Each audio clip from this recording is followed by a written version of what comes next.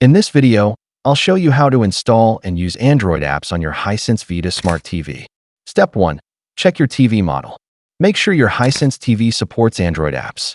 Vidaa OS is not Android-based, but some models allow side-loading Android apps.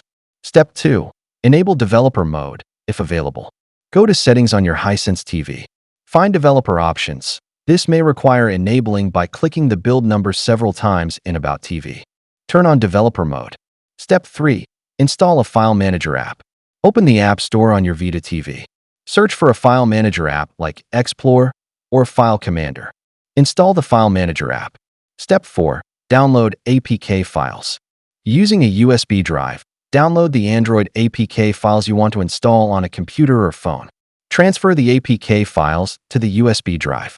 Step 5. Sideload APKs on Vidaa TV. Insert the USB drive into your Hisense TV. Open the File Manager app you installed. Allocate the APK files on the USB drive. Select the APK and choose Install. Follow any prompts to complete the installation. Step 6. Use installed Android apps. After installation, find the app in your app list or settings.